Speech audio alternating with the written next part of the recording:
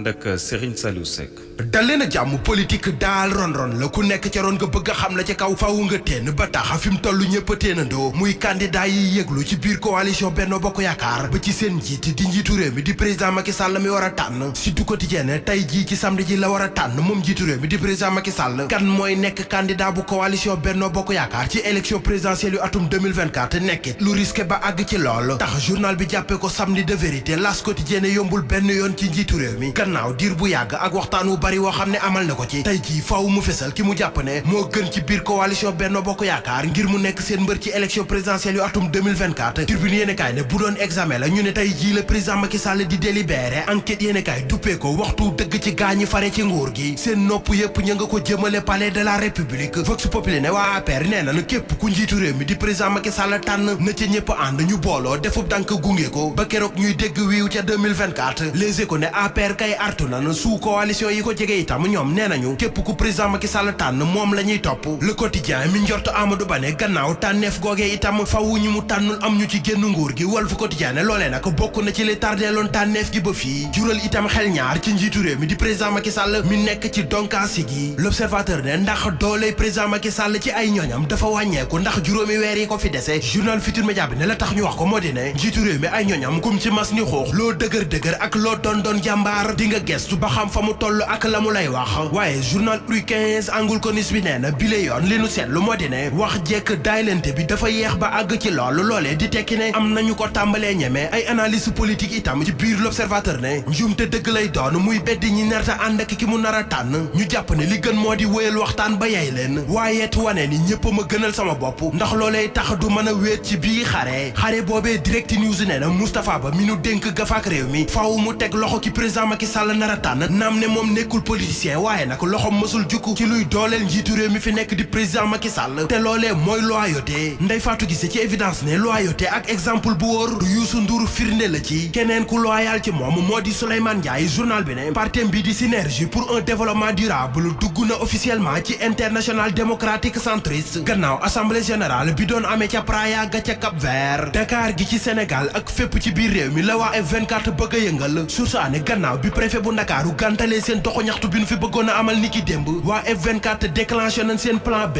yéenekaay bi ne sabar yu ànd ki tàccoo ki sarxole bëggunoo bàyyi dara moom la ko gaañi di remplacer Vox Populi ne F24 daal nee na réew mi riir nañu ànd tàngal njiitu réew meek waa gouvernement bi ku mën a fëgg-fëggal ku mën a sarxoleel ku mën a yuuxu itam yuuxul bu waa ji dégg dimanche ju xumbute dagan la ñu bëgg muy dëkk bépp maase di riir Maroc gépp maase woon di riir démb ci guddi lii quotidien tremblement de terre di suuf su yëngu moo fa am gën a takarnaase ca boori Marrakech Locafrique am na lu ca bees Libération yéenekaay ne juge bu 6e cabinet def na ci contrôle judiciaire Emencio Moreno ak Michel Borelli journal bi dolli ci dinu xibaar ne mbirum leexoor ci wàllu or mënu jàppe woon Tayib Socé tribunal jox na ko dëgg bay sàkku ci Moussa Touré ak Cheikh Tidiane Diakhaté ñu jox ko lu tolloo ko juróom-benn million ci xaalisu CFA wàllu yoon itam la ñuy daaneele ci page 5 bu L'Observateur ci xalima ko Doudou Diop lim fa xibaar moo di ne juróomi militaire yu armée de l'air bu camp ba nekk ca Wakaam ñoom la ñu tuumal yekkataan xale bu jigéen bu am fukki at ak juróom ba démb lañ leen jébbal procureur